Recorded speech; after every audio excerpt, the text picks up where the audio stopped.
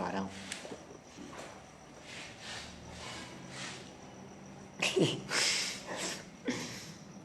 Meus amados, a graça e a paz, que nessa noite estamos aqui para estar falando um pouco da palavra de Jesus Cristo e de tão grande o amor dele.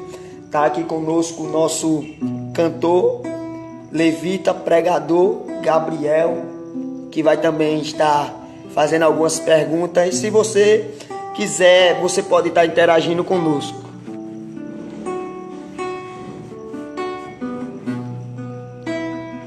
Em nome de Jesus. Pode começar? Varão. Pode começar. E pode já ir dando glória a Ivo. Aleluia. E aleluia. Quem tá nos assistindo. Isso não é coisa não que não. Denilson e Adriele.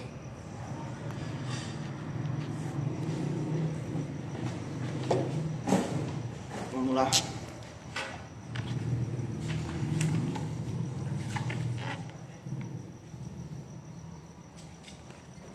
Primeira pergunta.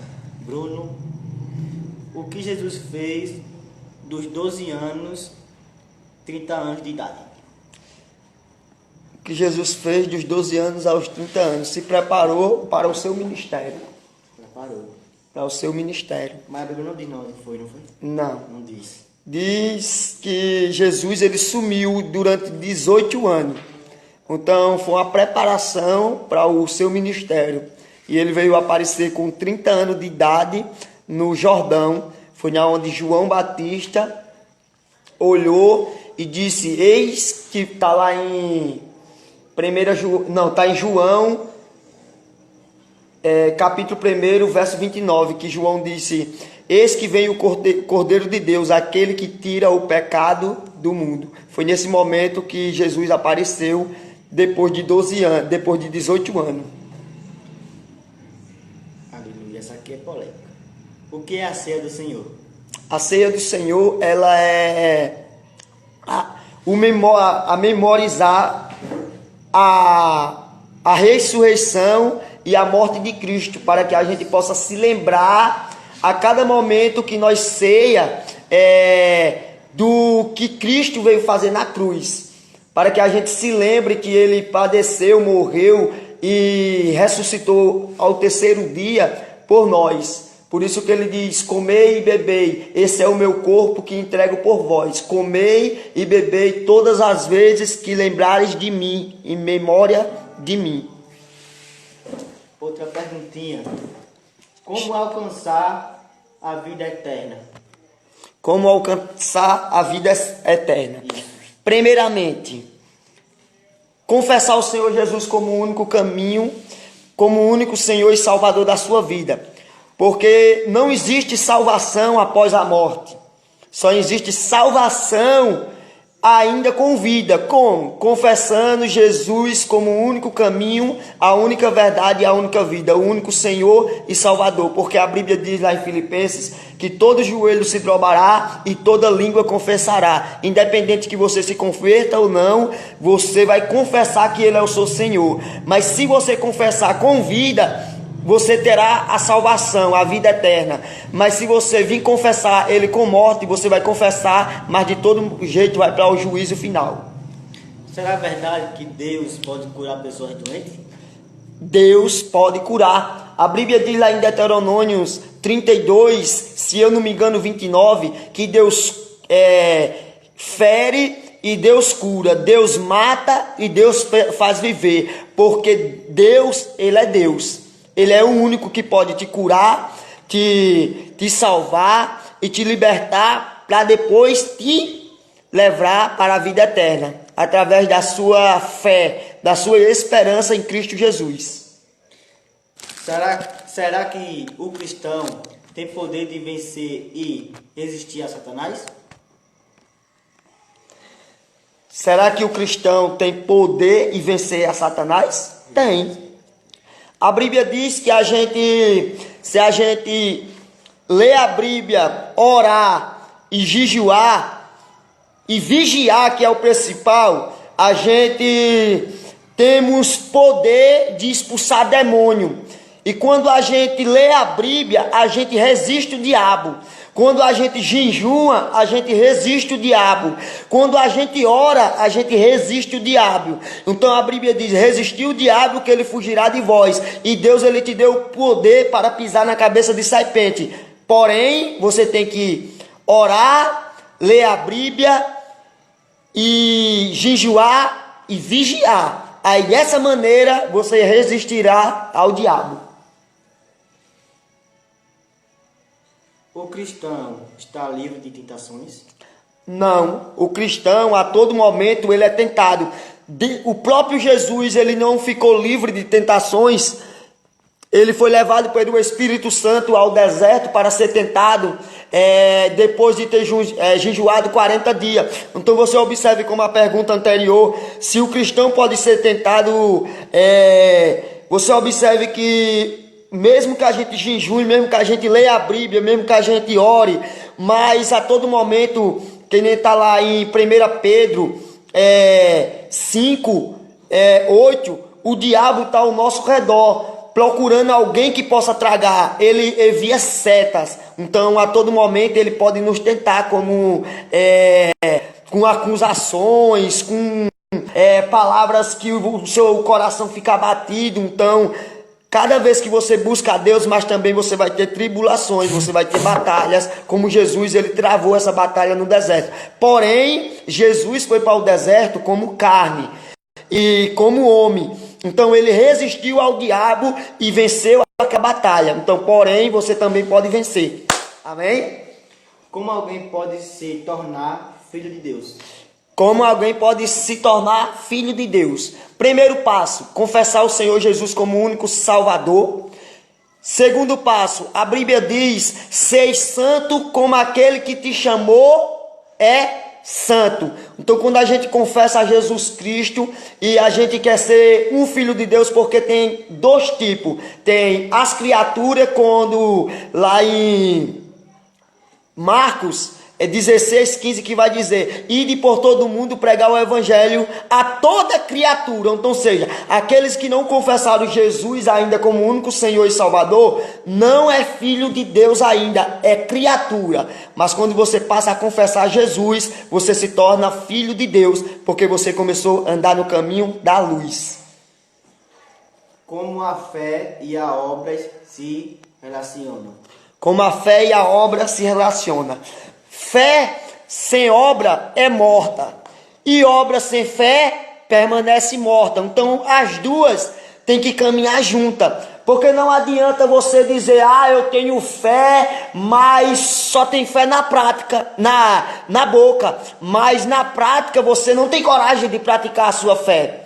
E você muitas vezes bota a mão no arado, mas não tem fé suficiente para ter certeza que aquilo vai acontecer. Então precisa que as duas caminhem junto. Amém? Será verdade que Jesus era Deus? Jesus era Deus. A Bíblia diz lá em Gênesis: e no início criou Deus o céu e a terra, e o verbo estava com Deus, e o verbo era Deus. Então você observe que quando ele disse haja luz, o verbo estava lá, e o verbo era Deus, e o verbo andava com Deus. Então eles eram um só. Amém? Qual será a melhor maneira de representarmos a Deus? De representarmos a Deus? Buscando ele verdadeiramente em espírito e em verdade, e fazendo o quê? Dando testemunho de Cristo, porque a Bíblia diz que nós somos imagem e semelhança de Jesus Cristo. Então a gente muitas vezes diz, como a maioria da sociedade brasileira diz: eu sou cristão, mas muitas vezes as pessoas não sabem o que significa o cristão. Cristão é ser imagem e semelhança de Cristo. Então se você diz que é cristão e as pessoas que estão lá fora não vê Cristo em você, então é difícil, porque se a presença de Deus não tiver em você, é impossível uma alma se converter através de você, porque eles não estão vendo o Espírito Santo e não estão vendo Cristo em você. Amém? Será necessário nascer de novo? O que significa? Quando a Bíblia vai falar nascer de novo, Jesus ele traz essa ilustração em João 3, falando para Nicodemos, é necessário que a gente nasça de novo. Aí Nicodemos naquele momento responde: como a pessoa depois de velho pode voltar para o ventre da mãe?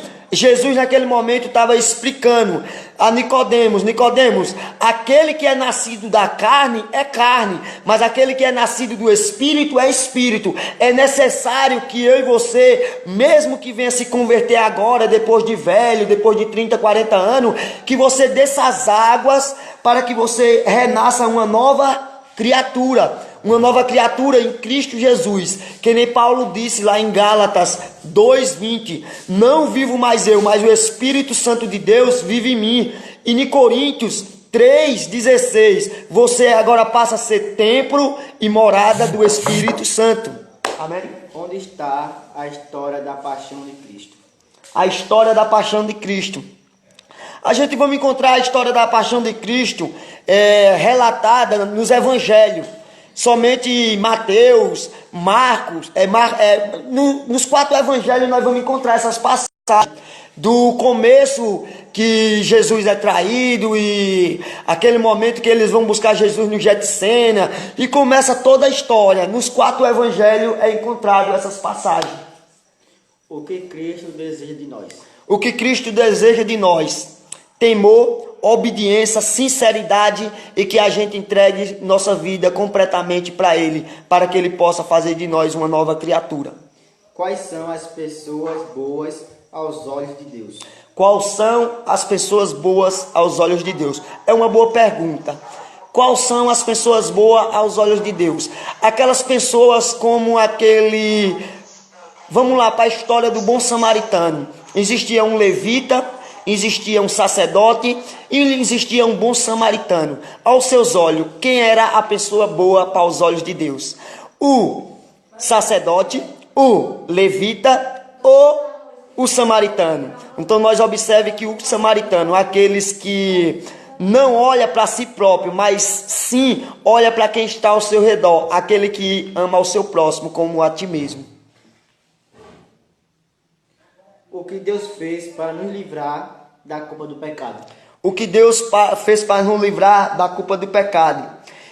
Ele deu o seu Filho unigênito, que está em João 3,16, porque Deus amou o mundo de tal maneira que deu seu Filho unigênito para todo aquele que nele crê não pereça, mas tenha vida eterna. O 17 vai dizer bem assim: porque Jesus não veio ao mundo para condenar o mundo, mas sim para que o mundo fosse salvo por ele. E a Bíblia vai dizer lá em Romanos 6:23, o salário do pecado é a morte, mas Deus dá vida e vida com abundância.